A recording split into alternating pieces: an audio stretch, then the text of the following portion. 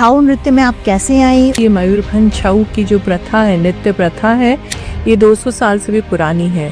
मैं मयूरभंज छऊ सीखना मैंने शुरू किया 1993 में। मयूरभंज छऊ में सिर्फ लड़के ही परफॉर्म करते थे। जब ये सब किया तो कुछ चैलेंजेस भी थी। मेरा एक सपना था कि हम ऐसा कुछ बनाए कि एक टॉप लेवल पर एक परफॉर्मिंग यूनिट हो और फिर वो परफॉर्मिंग यूनिट जाके हर गांव में सिखाए ताकि अगली पीढ़ी के बच्चे भी छऊ सीख पाएं। छऊ में एक्सपेरिमेंटेशन का बहुत स्कोप है। They are very free flowing movements and you can really experiment with those movements.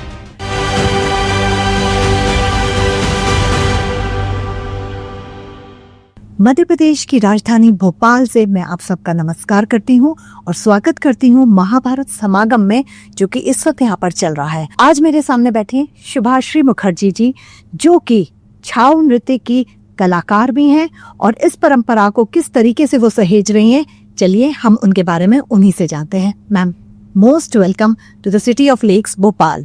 नमस्कार, धन्यवाद हम लोगों को भोपाल में बुलाने के लिए और ये अवसर भारत भवन में हम लोग का नृत्य प्रदर्शन करने के लिए हम सच में मध्य प्रदेश सरकार के आभारी हैं। सो मैम, ये जो अपने आप में एक बहुत ही अनूठा प्रोग्राम हो रहा है मध्य प्रदेश सरकार का वीर भारत न्यास के साथ में मिलके, हम सब यहाँ भोपाल के रहवासी वाकई में ये सोच रहे हैं कि इतनी अलग अलग प्रकार की जो कलाएं यहाँ पर हम देख पा रहे हैं, इतने दिनों से जो परफॉर्मेंसेज यहाँ चल रही है, हम सब जगह तो जाकर के नहीं देख सकते थे और एक ही जगह पे ये दिन भर जो इतने प्रोग्राम्स चल रहे हैं, तो we are really very thankful and blessed. और सबसे अच्छी बात तो ये है कि आप लोग समय दे रहे हैं, यहाँ आए हैं इतनी दूर ये सारी चीज़ें देने के लिए। सो वी फील ब्लेस्ड कि आप लोगों से मिलने का भी मुझे तो और ही बहुत अच्छा लगा है कि एक कलाकार को एक कलाकार से मिलने का जब मौका मिलता है।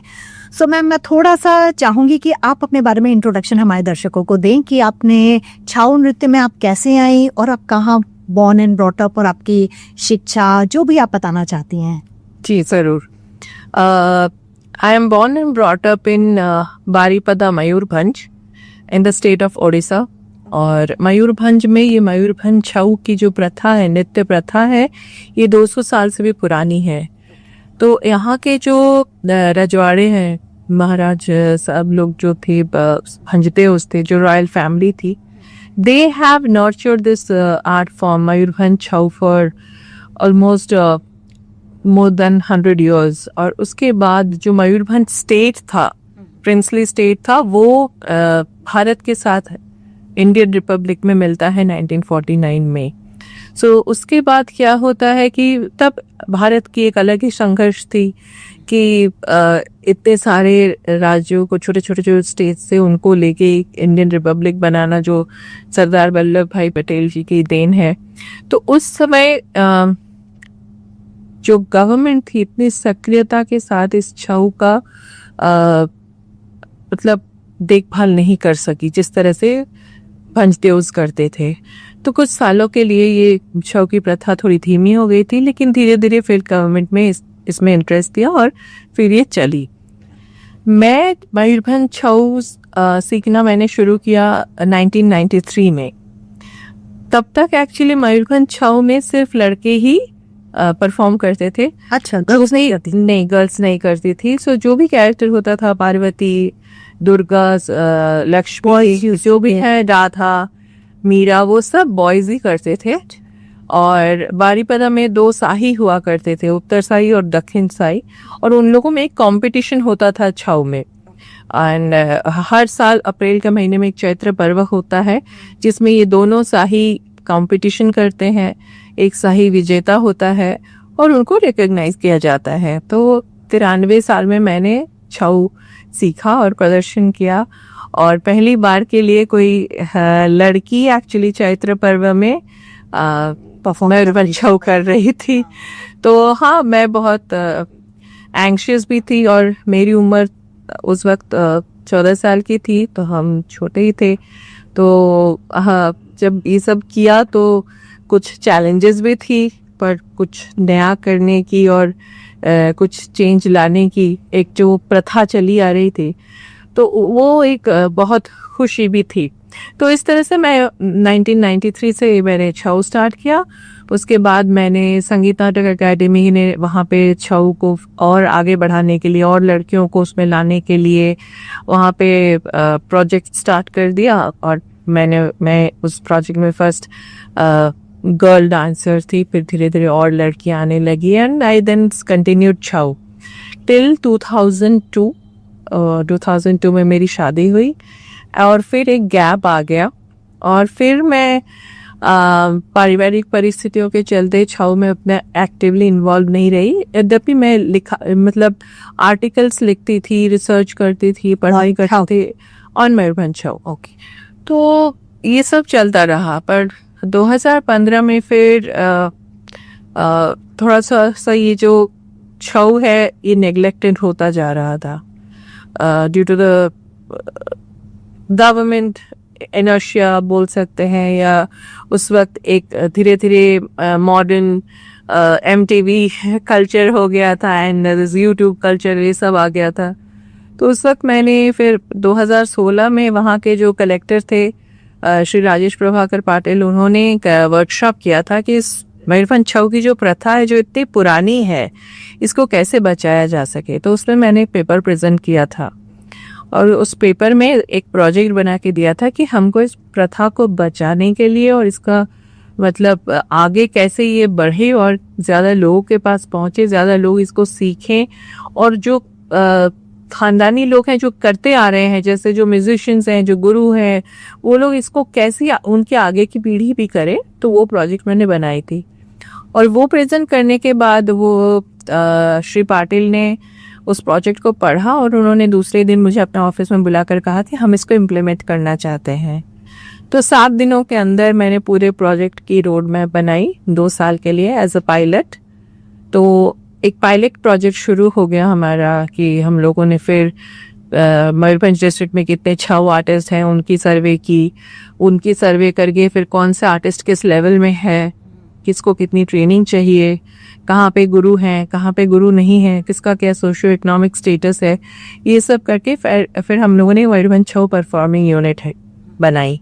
वही यूनिट आज भारत भवन में अपनी प्रस्तुति अभिमन्यु वध देने जा रही है। अच्छा, अभी प्रस्तुति करने जा रही है। तो तब से फिर 2016 में प्रोजेक्ट छावनी स्टार्ट हुआ और तब से मैं प्रोजेक्ट छावनी के साथ इन्वॉल्व हूँ एज एग्जीक्यूटिव डायरेक्टर प्रोजेक्ट छावनी। आज वो एक ट्रस्ट है, एक नॉन गवर्नमेंटल ऑर्गेनाइजेशन है और मैं प्रोजेक्ट छावनी का सारा काम ही करती हूँ। मतलब आप बोल सकते हैं कि सिर्फ डांस सिखाना ही हमारा या डांस ट्रेनिंग देना नहीं, बट कि हम लोग गांव-गांव में जाके जहाँ गुरु नहीं है, हमारा एक मतलब CSR प्रोजेक्ट है छऊ कनेक्ट। उसमें हमारे जो परफॉर्मिंग यूनिट के सीनियर डांसर्स हैं या गुरु हैं, वो जाके गांव में एकदम रिमोट विलेजेस में जहाँ पे छऊ की शिक्षा देने की कोई व्यवस्था नहीं है, वहाँ पे भी वो लोग रह के हर साल 4 महीने बच्चों को छऊ की शिक्षा देते हैं और निःशुल्क शिक्षा। और उसके बाद हम लोग फिर इस गांव के जो टीम है उसको हम लोग कॉस्ट्यूम भी देते हैं और वाद्य यंत्र भी देते हैं, एक उनका छोटा सा परफॉर्मिंग यूनिट बनाते हैं।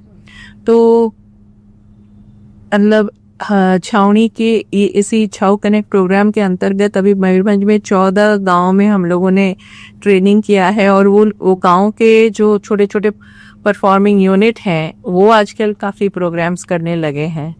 तो ये मेरा एक सपना था कि हम ऐसा कुछ बनाए कि एक टॉप लेवल पर एक परफॉर्मिंग यूनिट हो और फिर वो परफॉर्मिंग यूनिट जाके हर गांव में सिखाए ताकि अगली पीढ़ी के बच्चे भी छऊ सीख पाएँ और आगे आकर हमारी परफॉर्मिंग यूनिट ज्वाइन कर सके।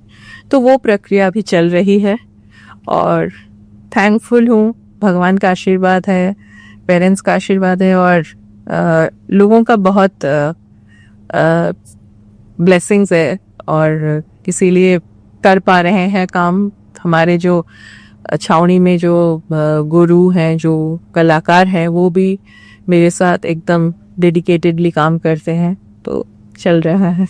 सो मैम आपकी बातें सुन के मुझे लग रहा है एक बड़ा प्रचलित शब्द है जो फिल्म इंडस्ट्री और इंस्टाग्राम में यूज़ किया जाता है, BTS, बिहाइंड द सीन। सो लोग सोचते हैं कि जो सामने दिख रहा है बस उसी को देखते हैं। सो बिहाइंड द सीन जो स्टोरी सुनने को मुझे मिली कि ये एक दिन का नहीं है, कितनी लंबी जर्नी है। एंड आई कैन से इसमें अगर मैं बोल सकती हूँ कि आपका स्ट्रगल भी इसमें इन्वॉल्व था, किस तरीके से आपने इस चीज़ को प्रिजर्व करना, आगे ले जाना, आगे लोगों को चले, तो ये अपने आप में एक बहुत मिसाल है। सो हैट्स ऑफ, आप बहुत अच्छा काम कर रही हैं। एंड एज यू सेड कि सिर्फ ये नहीं है कि सिर्फ ये डांस सिखाना, आप इसके लिए जो इतना गांव-गांव जाकर के जो वहाँ भी स्टूडेंट्स को सिखा रही हैं और इस तरीके से इस कला को जीवित रखी हुई हैं, और जो कि डूब चुकी थी, वो भी आपने बताया कि किस तरीके से आपने इसको वापस रिवाइव किया है। तो ये अपने आप में बहुत बड़ी मिसाल है। सो वी आर ब्लेस्ड, ऐसे ऐसे कलाकार हमारे यहाँ पर आए। मयूरभंज छाऊ में लाइक क्या कपड़े क्या रहते हैं, ड्रेसेस क्या रहती हैं, मेकअप या कुछ इंस्ट्रूमेंट्स भी यूज होते हैं, किस तरीके से ये पूरा रहता है, डांसेस में क्या रहता है? Generally, Mayurbhanj Chhau is a blend of martial, folk and classical elements of dance. तो ये एक बहुत पुराना डांस है और इसमें समय के साथ इसमें ये शुरू हुआ फरीखंडा, मतलब sword and shield प्ले, जो हम लोग बोलते हैं तलवार से जो खेलते थे सोल्जर्स, उनके खेल से ये शुरू हुआ। जो युद्ध में, वॉर में तलवार से जो उनके रहते थे एक्शंस, मार्शल आर्ट से ये ना, जो सोल्जर्स लोगों की छावनी बनती थी, मतलब जहाँ पे वो लोग रुक के वेट करते थे कि कभी दुश्मन जो अलग छोटा सा स्टेट है वहाँ का राजा अटैक करे तो ये लोग अपने गढ़ की रक्षा कर सके। तो तब ये लोग जो सैन्य छावनी बनाते थे, वहाँ से ये फरीखंडा खेल का शुरू हुआ। फिर धीरे धीरे यही सैन्य जब अपने गांव में जाते थे, मैंने कृषि प्राथमिक कृषि जो इनका मेन प्रोफेशन था, वहाँ जाते थे, तो ये उसमें फोक एलिमेंट भी डालने लगे ताकि थोड़ा सा इनको मज़ा आए, थोड़ा सा एंटरटेनमेंट हो। और जब ये बात राजा तक पहुंची तो राजा जी ने के बोला कि उसमें आप लोग माइथोलॉजिकल स्टोरीज भी डालिए, क्योंकि भारत की संस्कृति में आप देखिएगा एक शैविक कल्ट या शिवजी और पार्वती जी की आराधना, रामायण, महाभारत, वेदा, ये सब चीज़ों का बहुत ही ज़्यादा हमारे हिंदू धर्म में इसका प्रचलन है और लोगों की आस्था और विश्वास है। तो इन्होंने बोला कि हम मयूरभंज छाऊ में माइथोलॉजिकल स्टोरीज को दर्शाया जाने लगा। श्री कृष्ण राधा की लीला को दर्शाने लगे, महाभारत की गाथाओं को दर्शाने लगे। तो जनरली मयूरभंज छाऊ में माइथोलॉजिकल स्टोरीज और सिंपल फरीखंडा खेड़ा जो pure martial dance plus folk dance भी होता है। कपड़े as per the character of the story, जैसे माइथोलॉजिकल हुआ तो वो माइथोलॉजिकल कैरेक्टर रहते हैं, कॉस्ट्यूम्स वैसे ही रहते हैं। इसमें अगर फोक रहे तो फोक के कॉस्ट्यूम्स रहते हैं। जनरली प्रॉप्स के हिसाब से तलवार, ढाल और धनुष और बर्छा बोल के बोलते हैं उसको, हिंदी में क्या बोलते हैं मुझे सही से याद नहीं आ रहा है, और ये सब रहते हैं। और म्यूजिक इंस्ट्रूमेंट्स इसमें ढोल रहता है, महुरी रहता है, निशान रहता है, धुमसा रहता है और कहीं कहीं पर बांसुरी भी रहती है। तो यही सब मेन एलिमेंट्स है। ये सब लाइव चलता है, म्यूजिक लाइव। हाँ, मतलब आजकल पहले तो लाइव म्यूजिक रहता था, लेकिन आजकल हम लोग इसको रिकॉर्डेड म्यूजिक पे भी करते हैं, क्योंकि अगर हम लोग लाइव म्यूजिक में करें तो जनरली क्या होता है कि टीम की साइज 15 से 16 जन हो गई, तो कभी कभी हमको बोलते हैं कि टीम की साइज छोटी किया जाए। और फिर रिकॉर्डेड म्यूजिक में एक सुविधा भी क्या होती है कि आप उसको कहीं भी कभी भी पेश कर सकते हैं, अगर म्यूजिशियंस कहीं और, क्योंकि छाऊ के म्यूजिशियंस बहुत कम हैं एक्चुअली अभी, तो रिकॉर्डेड म्यूजिक से एक वो सुविधा भी है। लेकिन हम लोग प्रेफर करते हैं कि लाइव म्यूजिक करें जहाँ पे अवसर मिलता है, या हम लोग को अच्छे जो प्रोग्राम्स मिलते हैं जहाँ पे लाइव म्यूजिक का अवसर मिलता है हम लोग करें। जहाँ पे नहीं होता है हम लोग रिकॉर्डेड म्यूजिक यूज कर रहे हैं।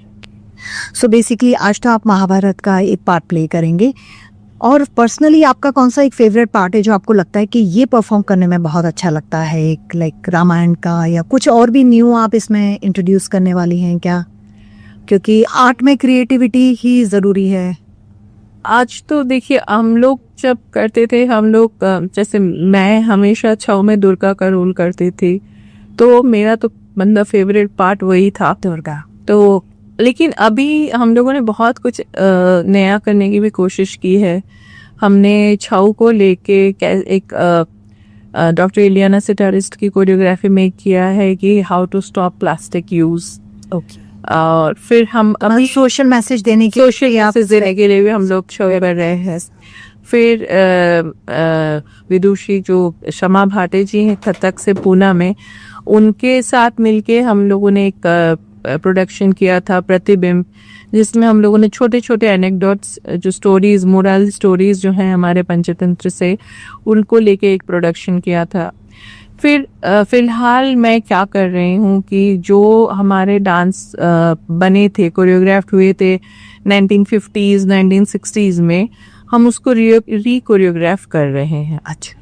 सो दैट कि हम लोगों को भी थोड़ा सा समय के अनुसार चलना पड़ेगा, थोड़ा सा लोगों को लगे कि हाँ इसमें कुछ नया देखने को मिल रहा है, बॉडी मूवमेंट्स में ज़्यादा सिंक्रोनाइजेशन है। और छऊ में एक्सपेरिमेंटेशन का बहुत स्कोप है।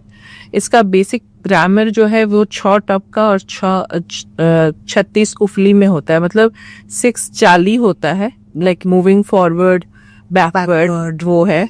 और जो 36 उफली है, it is about leaping your body और moving your body up sidewards and circular movements, ये सब रहते हैं। So they are very free flowing movements and you can really experiment with those movements. So what I'm trying to do in the past 3 years, like I'm trying to actually re-choreograph those primitive dance items which are like very popular, but they need to be according to the choice of the audience as of now. Like अभी हम लोग जैसे जितेंद्र और श्रुति की शायद वो गाना है, जैसे वो सब आज के दर्शकों को दिखाएं तो वो शायद रिलेट नहीं कर पाएंगे।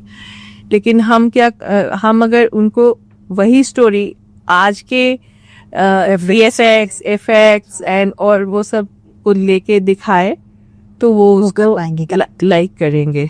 तो हम वही सेम ट्रीटमेंट कर रहे हैं कि स्टोरी लाइन सेम है, सब कुछ सेम है, जस्ट म्यूजिक थोड़ा सा चेंज कर रहे हैं, कॉस्ट्यूम थोड़ा सा बेटर कर रहे हैं, एक्सप्रेशंस बेटर कर रहे हैं, मूवमेंट्स बेटर कर रहे हैं, ताकि आज के दर्शकों को वो देखने में वो आकर्षित हों, वो आए छाऊ को देखने के लिए। क्योंकि सबसे इम्पोर्टेंट होती है हर कला को बचाने के लिए उसकी विजिबिलिटी।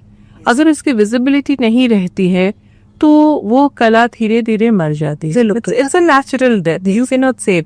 हम लोग बोलते हैं कि there are so many extincting art forms in India. Why they are extincting? Because they have not worked according to the changes of time.